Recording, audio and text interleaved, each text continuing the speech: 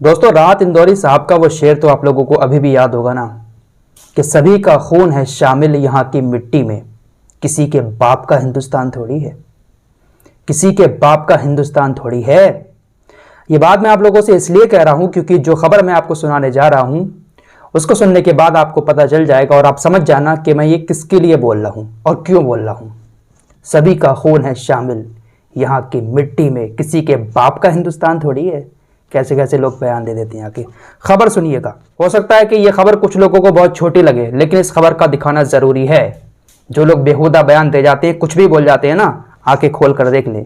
जहां एक तरफ यूक्रेन और रूस के बीच जंग छिड़ी हुई है और हमारा गोदी मीडिया उसको इवेंट बनाने में लगा हुआ है, जबकि हमारे 20,000 बच्चे वहां पर फंसे हुए हैं।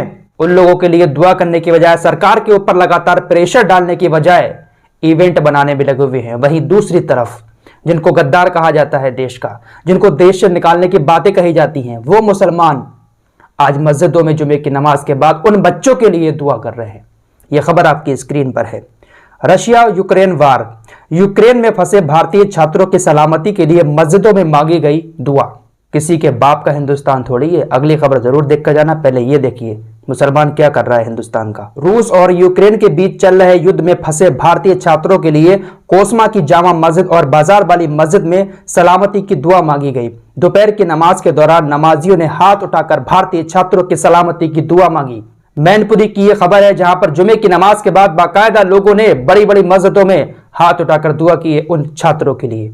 अब वो हिंदू हैं, मुसलमान हैं, कौन है ये नहीं देखा, सिर्फ दुआ की कि हमारे वतन के वो लोग हैं। लेकिन कुछ लोग ऐसे हैं हमारे देश के अंदर जो खुले तौर पर विवादित बयान दे जाते हैं और बड़ी बड़ी कुर्सियों पर ये लोग बैठे हुए हैं। ये खबर आपकी स्क्रीन पर है।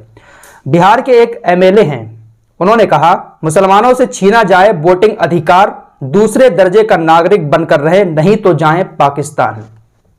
यानी जो मुसलमान हैं उनका वोट डालने का अधिकार छीन लिया जाए, दूसरे दर्जे के नागरिक बन के रहें भारत के अंदर, और अगर नहीं रह सकते तो पाकिस्तान चले जाए। इन विधायक जी का नाम है हरिभूषण ठाकुर साहब हैं। तो इन्होंने कहा कि अगर मुसलमानों को यहां पर रहना है तो दूसरे दर्जे का नागरिक बन के रहना होगा। इसी बात पर मुझे वो शेर याद आ गया राहत इंदौरी साहब का, कि सभी का खून है शामिल यहाँ की मिट्टी में, किसी के बाप का हिंदुस्तान थोड़ी है। विधायक जी यहीं पर नहीं रुके, उन्होंने कहा कि मुसलमान जो है वो मानवता का दुश्मन है।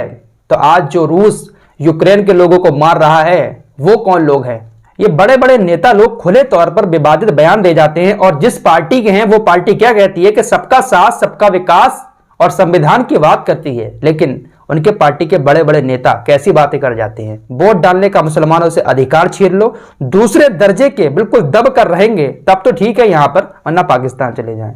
फिर से एक बार वो शेर आप सुन लीजिएगा, सभी का खून है शामिल यहाँ की मिट्टी में, किसी के बाप का हिंदुस्तान थोड़ी है। जय हिंद, जय भारत।